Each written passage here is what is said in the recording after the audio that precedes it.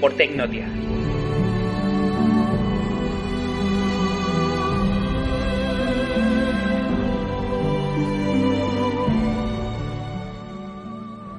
Muy buenas a todos. En los primeros tiempos de la conocida como Era de los Descubrimientos, hubo dos potencias que se adentraron en los mares con ansias de expansión y de conquista, y que lograron poner en el mapa nuevos territorios que hasta entonces se encontraban desconocidos o inexplorados a ojos del mundo de Occidente.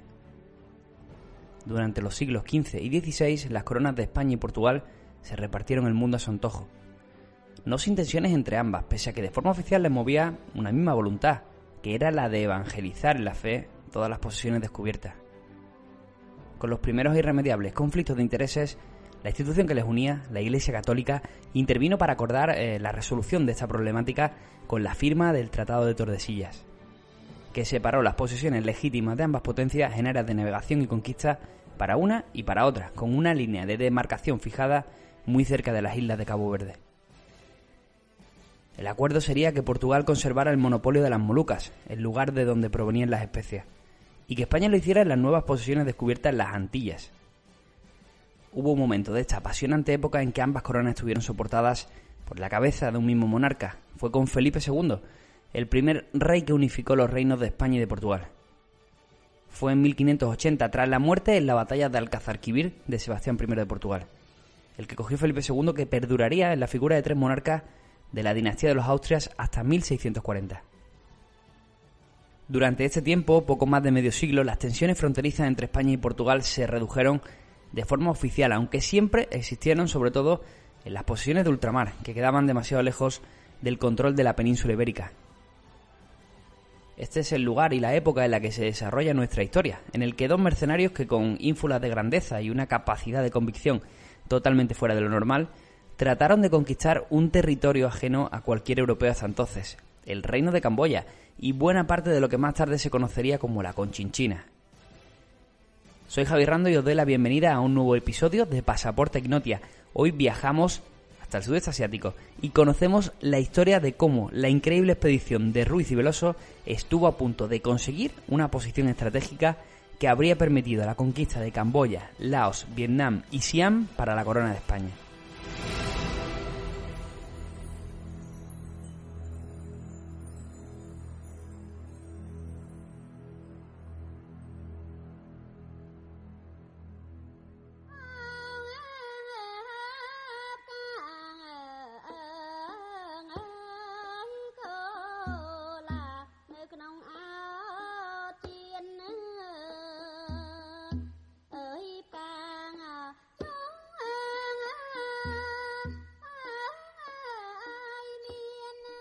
Antes de nada sería importante contar cómo era la situación en estas coordenadas geográficas del Imperio Español. Desde la circunvalación del globo terráqueo iniciada por Fernando de Magallanes y culminada por Juan Sebastián Elcano, los gobernantes castellanos entendieron que la conexión marítima entre Europa y Asia era posible si tomábamos como base las posesiones hispánicas de América. Se saltaban así el monopolio que había establecido Portugal con el control del Atlántico Sur y del Océano Índico. A partir de 1565, una expedición liderada por Miguel López de Legazpi tomó posesión española de las Islas de Poniente, que ya antes, en una expedición anterior, habían sido rebautizadas como las Filipinas por el marino malagueño Ruy López de Villalobos, que se lo dedicó obviamente en honor a Felipe II.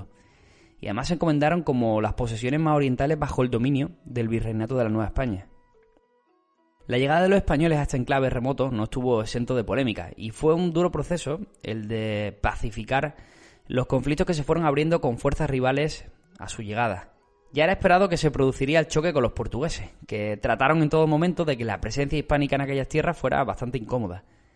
Reclamaron, de hecho, en varias embajadas las Islas de Poniente como parte de su demarcación y que fijaba, como hemos dicho, el Tratado de Tordesillas.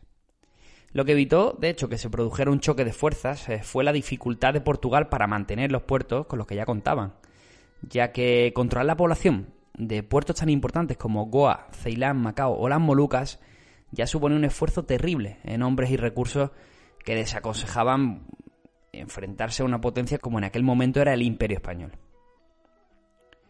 Por poner un ejemplo, a la llegada de Legazpi a las Filipinas se cuenta que Portugal apenas disponía de 1 millar de soldados desplegados en todas las zonas, y la mayoría de ellos estaban principalmente en Macao, que era el puerto más productivo del que disponían en territorio asiático.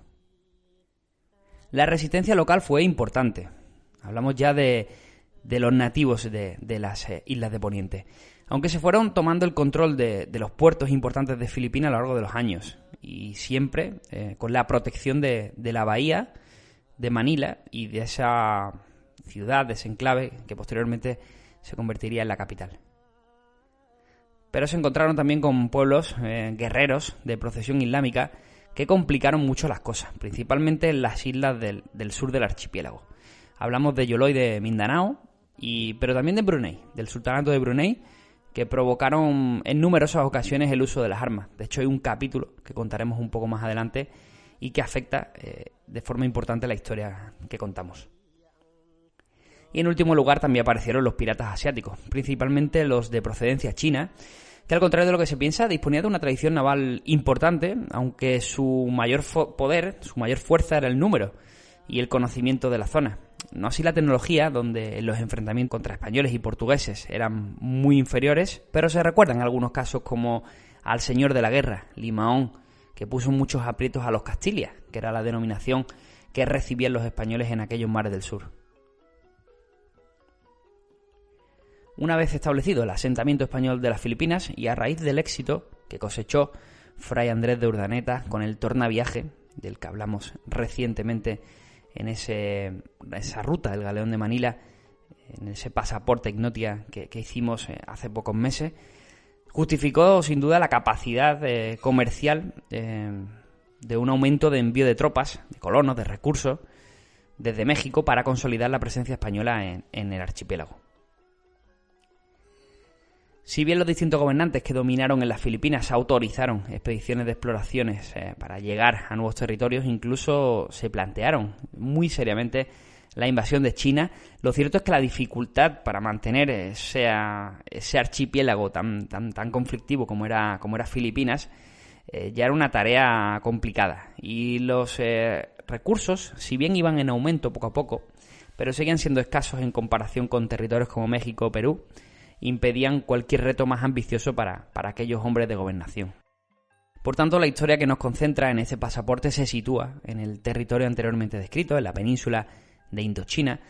Esta última concentra a varias de las civilizaciones más avanzadas y de mayor perduración que han existido a lo largo de los siglos. Hablamos de Siam, hoy día Tailandia, Camboya, Birmania y Laos, que son algunos de los puntos más destacados, pero también podríamos incluir los extintos reinos de Launa y de Lawak. Cuando los europeos llegan a esta zona nos encontramos como el Imperio Jemer se encuentra en un periodo de decadencia y con guerras de poder casi constantes. La ciudad perdida de Angkor Wat, antigua capital del reino, había sido abandonada pocos años antes, durante el siglo XV. El Imperio Jemer dominó desde los siglos IX al XII una buena parte de Birmania, Vietnam y la península de Malaca. Pero como decimos, se encontraba en esa situación tan crítica a causa de distintos factores, en parte por una crisis económica, así también como la expansión del budismo, que privó del concepto de divinidad a los gobernantes jemeres. Por su parte, los europeos no habían explotado con detenimiento estas zonas. España mantenía una buena posición en las Filipinas, mientras que Portugal también poseía puertos comerciales de mucho valor como Goa y Bombay en la India, Macao y Formosa en las costas de China, así como el monopolio de las islas de las Molucas, mucho más de lo que ya podían abarcar. Así era, excepto para algunos mercenarios, y entre estos dos hombres con ansias de conquista y poder, el portugués Diego Veloso y el castellano Blas Ruiz.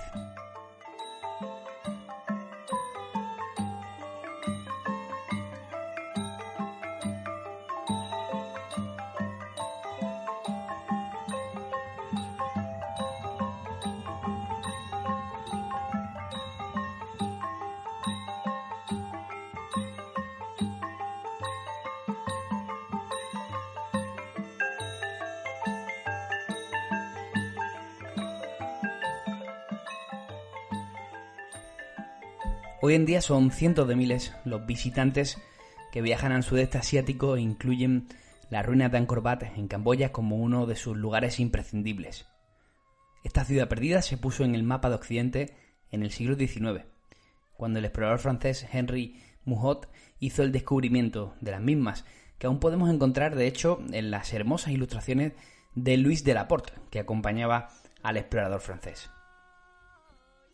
Pero como en otros casos olvidados, el Imperio Español había puesto ya sus pies, siglos antes de este descubrimiento, pese a que los franceses se atribuyeran el mérito de encontrar Angkor Wat.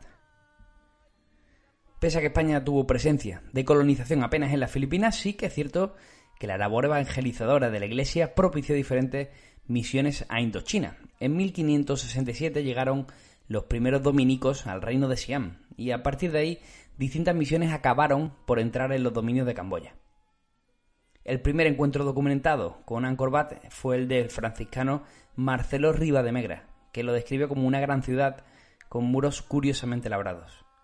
Poco después, en 1604, y dentro ya de esta historia que os contamos a continuación, le alcanzarían los misioneros Gabriel Quiroga de San Antonio y también Diego Duarte, que hablaron de aquel inhóspito reino perdido en las misivas al rey Felipe III. La describen como un templo de 5 torres llamado Angkor, y Quiroga y su compañero de hecho atribuyen la construcción de las mismas a Alejandro Magno. Desde aquellas 2 visitas españolas y hasta el redescubrimiento de los franceses, Angkor Wat volvió a caer en el olvido. En este contexto es cuando aparece nuestro personaje principal. Hablamos de Blas Ruiz, uno de esos aventureros de la era de los descubrimientos que se marcharon a América en busca de fortuna, siendo natural de Calzada de Calatrava en Ciudad Real. A su llegada al Nuevo Mundo tuvo también la idoneidad de casarse con una viuda adinerada que le permitió tener los recursos disponibles para probar una nueva aventura en las promesas que le llegaban desde la Capitanía General de las Filipinas. Estando en Manila, oyó hablar de las tierras de Indochina, en particular de Camboya, y no dudó en montar una expedición en 1592. Utilizó sus propios recursos, los de su mujer realmente, y adquirió un navío y una tropa de marineros y hombres de guerra a los que les prometió, la fortuna de una tierra a la que los europeos aún no habían explotado. Esta expedición naufragó, no tuvo mucha suerte, y el bueno de Blas Ruiz acabó siendo apresado por las fuerzas del reino de Champa, que era un pequeño reino que se encuentra en lo que hoy día es el sur de Vietnam. Blas Ruiz, superviviente como él solo, como veremos durante la narración, logró escapar y cruzar a pie lo que hoy es una barbaridad, la cordillera central anamita y toda la parte de la selva camboyana, para llegar hasta Lobek, que había pasado a ser el núcleo del reino Khmer tras la caída en desgracia de Angkor Wat. Es decir, que al reino de Camboya durante esta época también se le conoce como reino de Lobek por la denominación de su capital, pero nosotros nos referiremos durante toda la narración a Camboya. Es en este primer encuentro cuando Blas Ruiz conoce al que es su compañero en esta historia, Diego Veloso, un mercenario portugués que estaba afincado en Indochina. Llegó aproximadamente entre 1582 y 1583 y se encontraba al servicio del monarca camboyano Paramaraja II. También lo conoceremos en algunas referencias como Sata I o Apran Langara. Ruiz tuvo la suerte también de ser acogido dentro de esa corte donde ya estaba Veloso, y de ahí la coincidencia de que se cruce la historia de ambos. En aquel momento la corona de Camboya era una pieza muy cotizada y de hecho la posición del monarca era muy inestable, sobre todo por las tensiones que vivían con el poderoso reino vecino de Siam. Coincidiendo ambos mercenarios en la corte de Camboya, Paramaraja II, asesorado seguramente por ambos, decide enviar a principios de 1593 a Veloso a la Capitanía General de las Filipinas, otorgándole poderes de embajador para solicitar ayuda de los españoles ante un inminente conflicto con Siam. Básicamente lo que proponía era beneficios en el comercio y permisos también para evangelizar en sus tierras. Fue Veloso porque naturalmente tenía bastante más confianza de estos años anteriores con el monarca camboyano, pero también porque Veloso paró antes en Malaca para proponer el mismo pacto con los portugueses, que lo rechazaron muy amablemente, pero lo rechazaron. En 1593 las Filipinas estaban gobernadas por Gómez Pérez de Dasmariñas, que en sus 3 años de hecho al frente del territorio español en Asia había impulsado el comercio con China y Japón y convirtiendo el galeón de Manila en una ruta comercial mucho más productiva para los intereses del virreinato de Nueva España. Era un gobernante, por tanto, de alta consideración. Dasmariñas recibe a esa embajada camboyana, pero rechaza la opción de acudir a Camboya, ya que preparaba, de hecho, una expedición de castigo a las Molucas, en la que participó y murió en octubre de ese mismo año tras ser traicionado por mercenarios chinos que reforzaban la expedición española. Al portugués no le quedó otra que volver con las manos vacías después de recibir el rechazo tanto de España como de Portugal, y mientras volvía a Lübeck con esa negativa, Camboya fue invadida por Pra Naret Suem, que es el rey de Siam, que destruyó de hecho la capital de Lübeck en julio de 1594 y obligó al destronado rey Khmer, a Paramaraja II, a exiliarse en el reino de Lan Xang, en lo que actualmente es Laos. Veloso llegó y se encontró una Camboya totalmente distinta a la que había abandonado, ¿no? Las malas noticias aumentaron cuando los más cercanos al rey, pues bueno, también fueron apresados. Entre estos Blas Ruiz, que fue apresado por el rey Naret de Siam. El mercenario portugués, nada más llegar en su condición además de protegido del rey de Camboya y viniendo como una embajada, pues también fue apresado. Y además ostentó el honor de, entre comillas, de hacerlo como rehén real para acompañar por tierra a Naret en su vuelta triunfal a Ayutthaya. Por su parte, Ruiz, junto a los marineros portugueses Pantaleón Carnero y Antonio Machado, fueron embarcados en un junco de guerra con los tesoros que habían recaudado en el saqueo, con destino a la ciudad costera de Odia, antigua capital de Siam y tras la que llegarían a Ayutthaya. Sin embargo, el rey de Siam no midió bien sus intenciones y de hecho cometió un fallo estratégico, y es que dejó la protección de ese tesoro a los mercenarios chinos que gobernaban el junco. No fue difícil para Blas Ruiz, que como hemos visto es un tipo bastante vivo, convencer a los mercenarios para que se rebelaran ante la guardia siamesa y junto a los prisioneros camboyanos se hicieron con la gobernación del barco. Una vez depuestos los siameses hicieron lo propio con los chinos y dirigieron el junco hacia las Filipinas con un botín de guerra para el rey de España que le fue reconocido a Ruiz.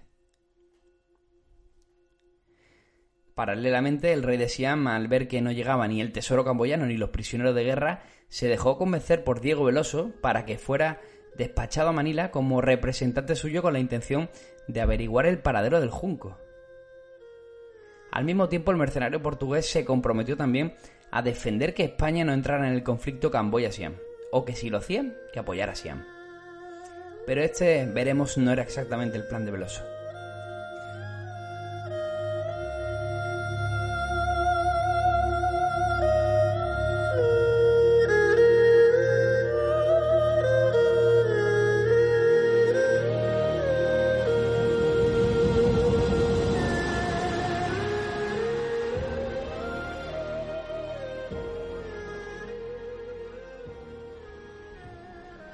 Con escaso tiempo de diferencia, Veloso y Ruiz llegaron a las Filipinas tras escapar del yugo siamés.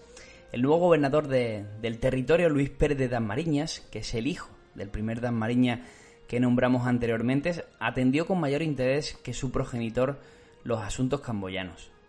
El nuevo gobernador escuchó atentamente la convulsa situación en la península de Indochina y vio la oportunidad que se le presentaba a España de instaurar un puerto comercial en la zona y también de evangelizar aquellos territorios. En el listado de peticiones que hicieron al monarca camboyano para ayudarle a recuperar la corona estaba también la cesión de una de las regiones de Camboya para las tropas españolas, ubicada al sur del reino y en la desembocadura del Mekong. Los mercenarios aseguraron a Dasmariñas hijo que así podrían tomar el control de la corte camboyana e incluso, si se presentaba la oportunidad, de conquistar para España el reino de Camboya. El nuevo gobernador tuvo que lidiar con varios problemas a la hora de preparar esta empresa. Por un lado, los portugueses que reclamaban Camboya como parte de su zona comercial, y por otro, desde su propia gobernación en Filipinas, había quien consideraba la expedición como una locura y un mal gasto de recursos, de los que ya, por cierto, andaban escasos. De esa forma, Dasmariñas hijo aceptó el riesgo y restringió al máximo el acceso de la información real de esta expedición, incluso en sus misivas al rey Felipe II, donde habló de una pequeña delegación para comprobar los deseos o las peticiones del rey de Camboya. En el Consejo de Guerra que preparó la expedición a Camboya también se trató el asunto del reino de Champa, al sur de Vietnam. En la muerte de Dasmariñas padre, el monarca vietnamita, en aquel entonces el rey de Tonkin, que había absorbido Champa en sus territorios, dio protección a los mercenarios chinos que perpetraron aquella traición, y a su vez se apoderó también de las mercancías robadas por estos a la muerte de Dasmariñas padre. Su hijo ahora buscaba vengar y recuperar el honor de su padre aprovechando aquella visita a Camboya. El nuevo gobernador puso en marcha una expedición compuesta por un galeón bajo el mando de Juan Suárez Gallinato y 2 juncos, uno para Ruiz y otro para Veloso, que se complementaba además con un mínimo de 130 soldados y un número indeterminado de mercenarios japoneses. También acudieron 3 dominicos para tareas de evangelización, entre estos Fray Gabriel Quiroga de San Antonio, cronista de estos sucesos a través de su obra Breve y verdadera relación de los sucesos del Reino de Camboya, publicada en 1604 y del que os hemos narrado algún pequeño fragmento al principio de la narración. En enero de 1596, Diego Veloso y Blas Ruiz, hasta hacía poco mercenarios y buscafortunas, volvían a Camboya como militares de alto rango al mando de unos 150 hombres y dispuestos a la conquista.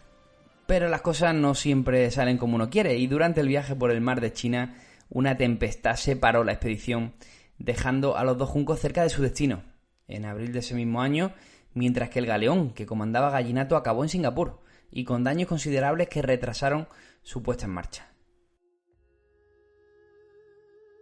Ruiz y Veloso esperaron, pero al no recibir noticias del capitán de la expedición, pues decidieron seguir con la misión, pese a que solo contaban con unos 60 españoles.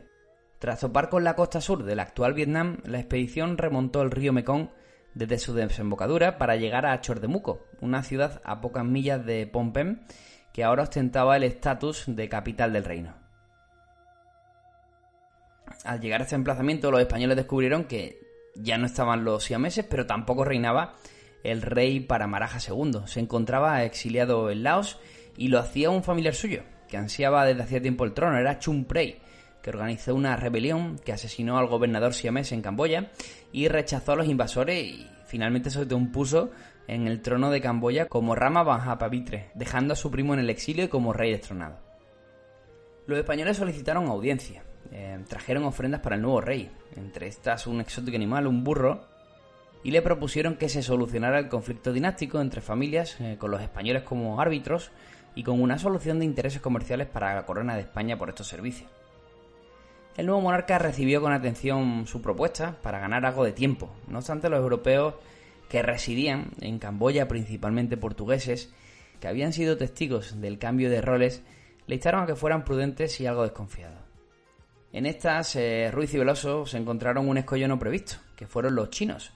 En la capital camboyana vivían aproximadamente unos 2.000 o 3.000 chinos que se dedicaban al comercio y que al ver llegar las tropas de Ruiz y Veloso, tan pertrechadas para la guerra, percibieron una pequeña molestia en sus intereses en la región. En abril de 1596 estallaron las hostilidades entre españoles y chinos, siendo los primeros inferiores en número, pero que solventaron con una refriega en la que cayeron unos 300 chinos. La tropa dirigida por Veloso y Ruiz, de apenas 60 hombres, ya que Gallinato seguía sin aparecer, se apoderó además de 6 juncos cargados de riqueza que estos custodiaban en el puerto de Phnom Penh. El rey se enteró y montó en cólera. ¿Quiénes eran estos españoles que venían aquí a pedirle audiencia y que ahora se enemistaban con sus socios comerciales los chinos? Reclamó obviamente la devolución de todo el botín. Ruiz y Veloso acordaron con el dominico Fray Alonso Jiménez que era mejor tomar la iniciativa, presentarse ante Rama para dar cuenta de las explicaciones necesarias al respecto de los chinos. Realmente el plan de Veloso pasaba por acudir al Palacio Real de Sistor, donde se protegía el nuevo monarca, y secuestrarle tanto a él como a su heredero para ostentar una posición de fuerza. Siguiendo un poco, si os dais cuenta, el plan de Cortés con Moctezuma. Acudieron 40 hombres, con Veloso como capitán y Ruiz como sargento. Se desplazaron en vanguardia para culminar el asalto al trono de Camboya, mientras que otros 20 se quedaron en el puerto de Phnom Penh custodiando el botín robado y manteniendo una posición de huida por si el plan salía mal.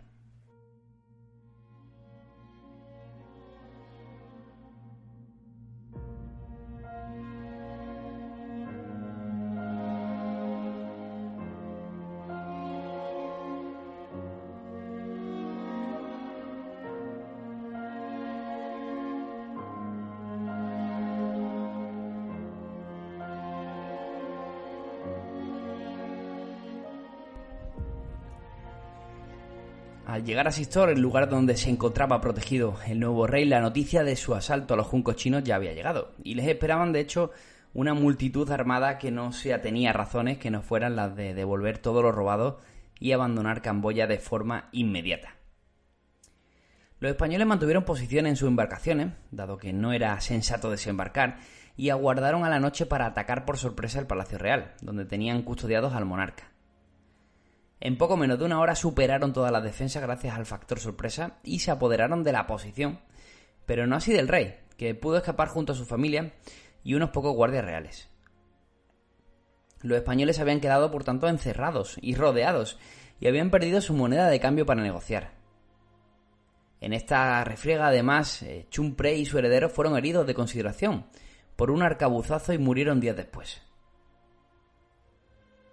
El plan de Veloso y Ruiz había hecho aguas por todos lados, y al amanecer decidieron intentar una acometida para volver a sus barcos y abandonar el Palacio Real, de nuevo usando el factor sorpresa para imponerse a los camboyanos. Primero se encontraron con una fuerte multitud de soldados mal armados que les generaron ciertos problemas, sobre todo por su gran número. Entre estos a Veloso, que cayó herido en una pierna y tuvo que abandonar el liderazgo del ataque. Le sucedió sorpresivamente Fray Diego Duarte, que consiguió a base de disparos de mosquete reducir el ímpetu del ataque camboyano. La cosa no quedó ahí, puesto que se tuvieron que enfrentar a los miembros de la Guardia Real que no habían abandonado el asalto junto al rey usurpador. Se trataba de un cuerpo rival mucho mejor armado y entrenado que el anterior, y es entonces cuando se cuenta que Blas Ruiz se enfrentó al capitán de la guardia en un duelo singular, que fue resuelto por un golpe de alabarda a favor del español de forma muy rápida. Esta victoria, más otros duelos individuales del estilo y sobre todo la fuerza de los mosquetes y arcabuces, provocaron una deserción en masa del batallón camboyano.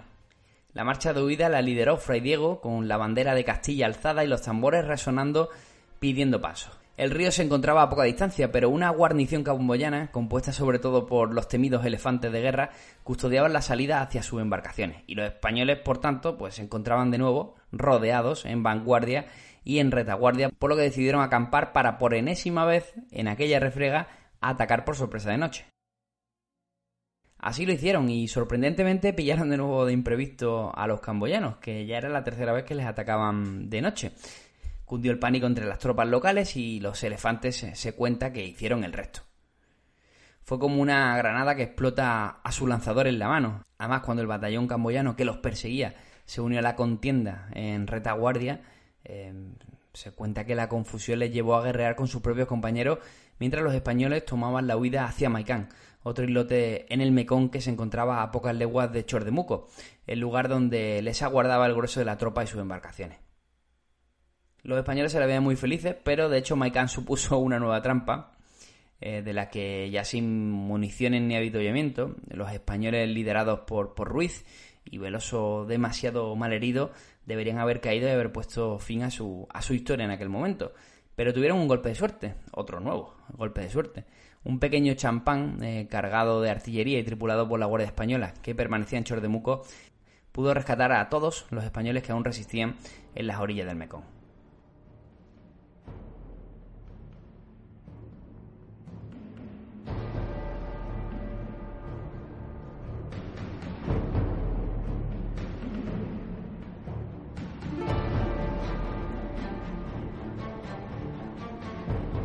Ya en el emplazamiento de Chordemuco y tras varias semanas sometidos a la presión de los camboyanos, se produjo la llegada del galeón de Gallinato, que había pasado el invierno guarecido en Singapur mientras reparaba los daños producidos en la nave.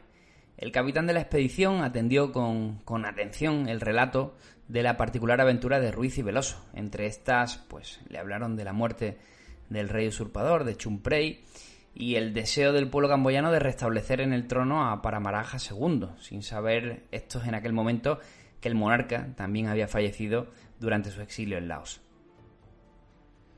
Una vez escuchadas las explicaciones, intentando no dejarse liar de nuevo por Ruiz y Veloso, Gallinato ordenó volver a Manila con el motín adquirido tras desvalijar a los comerciantes chinos.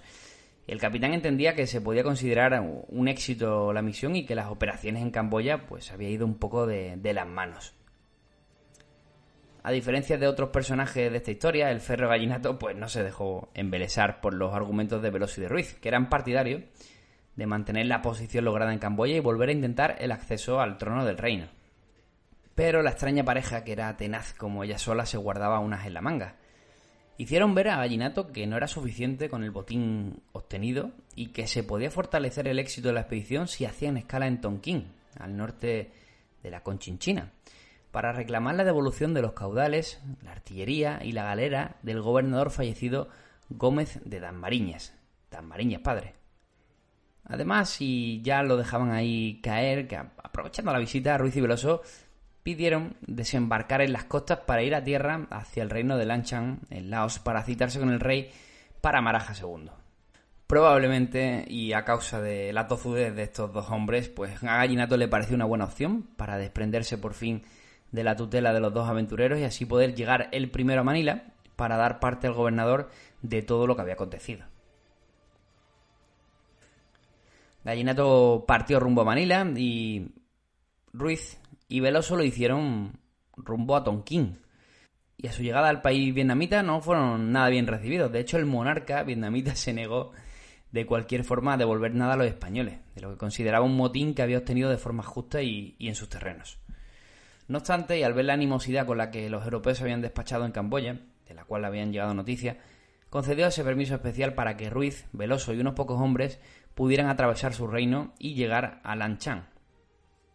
Finalmente todas las partes se dieron por satisfechas con el acuerdo, ya que realmente recuperar el motín perdido de Dasmariñas padre era algo que a estos dos aventureros no les preocupaba absolutamente para nada.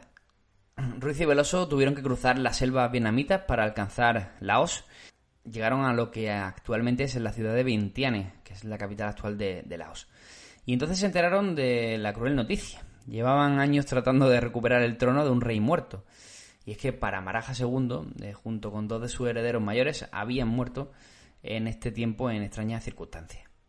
Pero bueno, como decimos, son dos personas bastante vivas y se dieron cuenta de que quedaba el hijo más joven, que también pertenecía al linaje real, se llamaba Prauncar, y era suficiente para estos dos hombres que convencieron al Consejo de la Regencia, que estaba exiliado en Laos, que el destino de aquel niño era gobernar Camboya y que lo harían con su ayuda. El Consejo Real en exilio aceptó entregar las tropas disponibles y la dirección de las mismas a Ruiz y Veloso. Además, los españoles se encargaron de reclutar mercenarios de origen japonés, que no dudaron en apuntarse al jaleo con promesas de muy buenas riquezas, y al igual el monarca de Lanchan, que pensó que también era una buena oportunidad, tanto comercial como de quitarse ya por fin de en medio aquel reino en el exilio de Camboya, puso a su disposición un pequeño ejército de unos 5.000 soldados para que Ruiz y Veloso consiguieran de nuevo el trono de Camboya. Con semejante fuerza y la situación de indecisión que había en el trono camboyano, no fue difícil para Ruiz y para Veloso llegar a Phnom Penh e instaurar de nuevo la dinastía, por la que apostaron con el joven Prauncar al mando. Los españoles recibieron a cambio 2 regiones para su propio gobierno al sur del país, pero tuvieron que sortear desde el principio los distintos conflictos de intereses que se abrieron. El nuevo monarca tenía una posición muy débil y recibió presiones de sus propios generales camboyanos, del ejército auxiliar de Laos y de los mercenarios japoneses que lo habían alzado al poder. Prauncar además era un rey que se encontraba muy influenciado por su regencia, que lo ostentaban su madre y su abuela, en una forma de poder muy matriarcal y que era bastante habitual en Camboya. Eran demasiados problemas para un rey joven e inexperto, que no tuvo otra que aceptar que Blas Ruiz se hiciera cargo de la Guardia Real. Además, a esta altura se dice que la relación entre Veloso y Ruiz se había deteriorado por distintas desavenencias, y de hecho sería el castellano quien ganaría poder dentro de la corte camboyana. Blas Ruiz le hizo ver al rey Prauncar que no había otra forma de reforzar su poder que vinieran nuevos refuerzos de las Filipinas. Y de hecho el rey le autorizó para que enviara mensajeros a las islas de Poniente, y de hecho le llegó una carta para el gobernador en la que solicitaba misioneros y hombres de guerra, y otra para el rey Felipe II, en la que contaba toda su aventura en tierras asiáticas. Blas Ruiz manejó con astucia todos los frentes que se le abrieron, tanto con laosianos como con mercenarios, y con su guardia real de camboyanos y sus fieles españoles no tuvo demasiados problemas para ir apagando fuegos que se abrían alrededor del nuevo rey. Sin embargo, era un hombre listo y sabía que esta posición, en el caso de no recibir nuevas tropas, se iría convirtiendo cada vez en algo más inestable y difícil de controlar.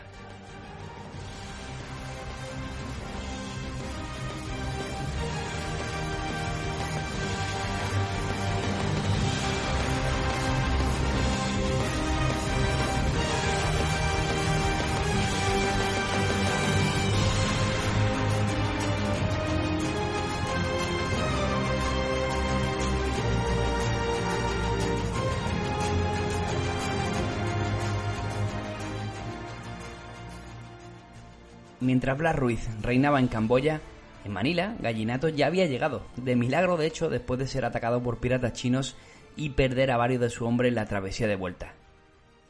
La versión del capitán sobre lo acontecido en Camboya dejaba en muy mal lugar tanto a Ruiz como a Veloso. En aquel momento, de hecho, ostentaba la gobernación de Filipinas Francisco Tello de Guzmán, que andaba con demasiados problemas en sus islas tras los continuos conflictos contra los moros de Mindanao y de Yoló. El nuevo gobernador le pasó un poco como los anteriores, no supo atender o no se paró a atender los asuntos camboyanos. Sin embargo, Ruiz contó con el apoyo de Fray Alonso Jiménez, que transigió en su nombre, para que se le concediera la ayuda solicitada. Lo hizo mediante el exgobernador Dasmariñas Hijo, que accedió a financiar la expedición de su propio bolsillo a cambio de ser designado gobernador de Camboya si la empresa resultaba exitosa. El misionero explicó que el plan era consolidar a Prauncar en el trono, no sabían absolutamente nada de la situación de aquel rey joven e inexperto, y que querían también, ya que estaban, castigar al rey de Laos por permitir la piratería en sus dominios y el asesinato de cristianos por motivos religiosos. En definitiva, a Blas Ruiz no le importaban los motivos, sino el hecho de que llegaran por fin esas tropas de refuerzo.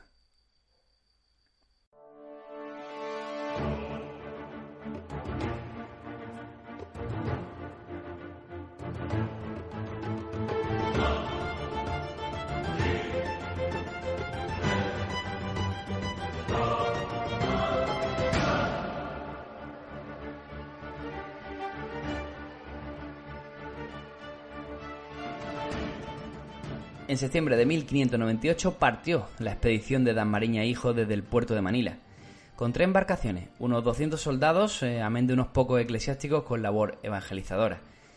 Pero como en aquella expedición de Gallinato, el mal tiempo jugó en su contra, y tan solo una de las naves consiguió su objetivo.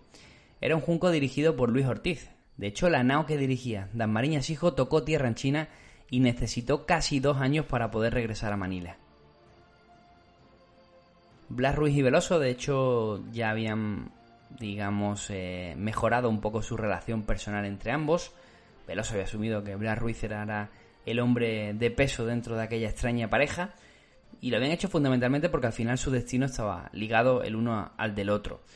Y recibieron de buen agrado al alférez Luis Ortiz cuando llegó junto a sus 25 hombres y supusieron un refuerzo importante para las tropas castellanas.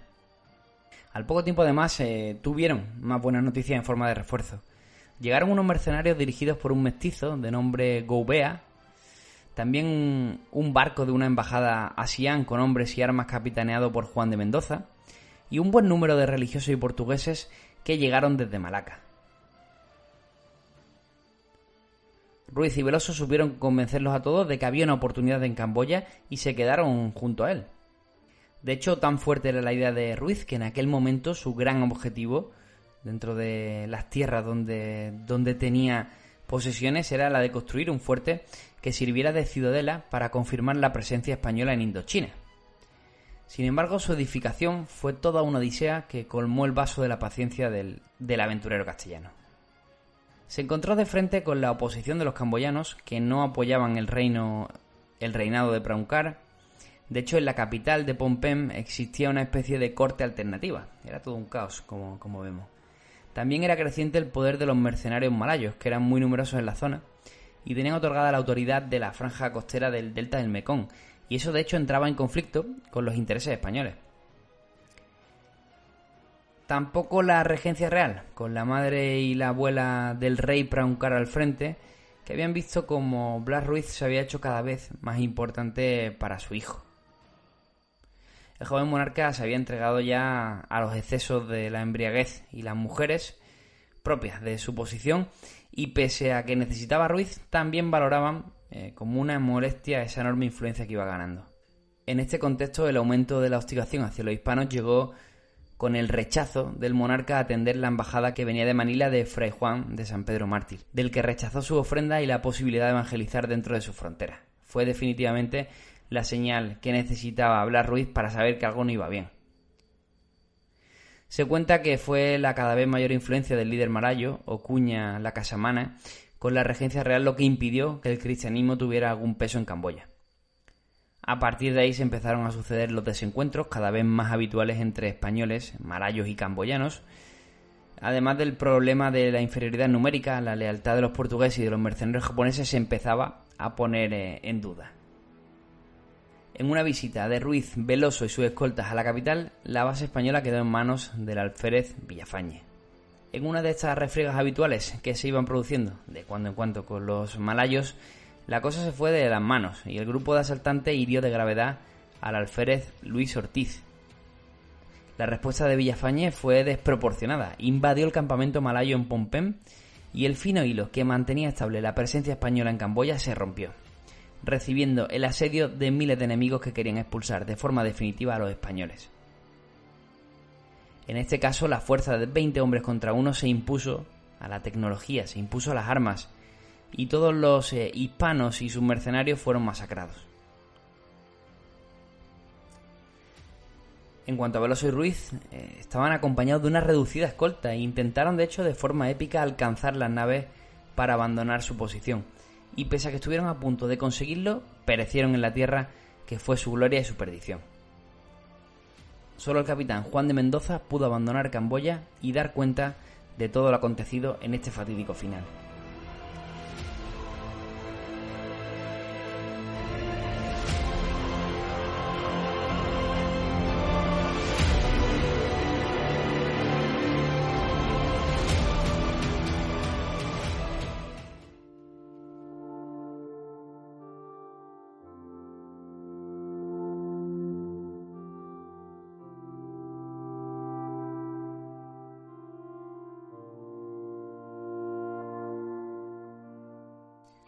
Hay diversas fuentes que afirman que nuestros dos personajes, que Veloso y Ruiz, sobrevivieron.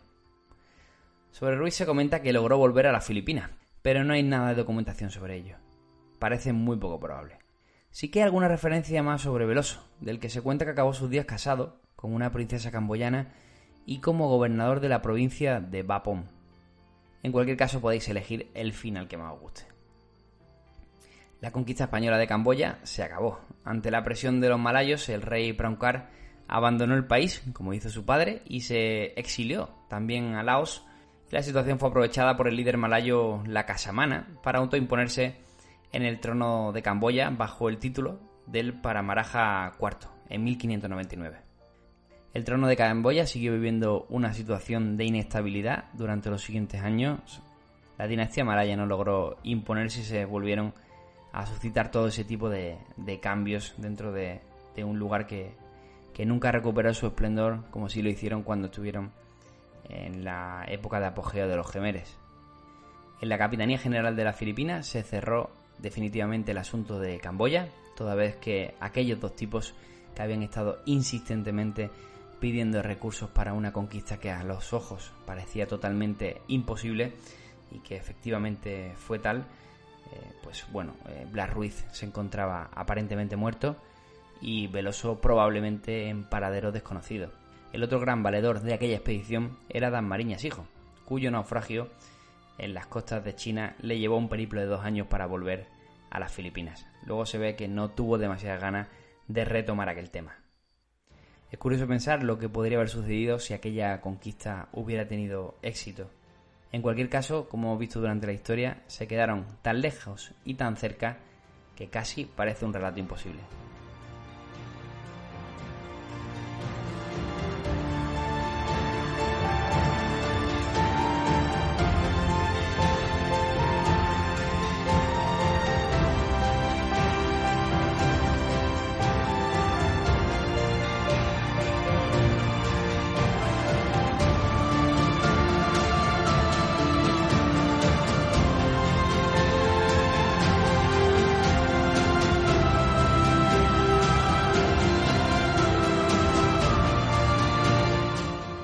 Pasaporte Ignotia.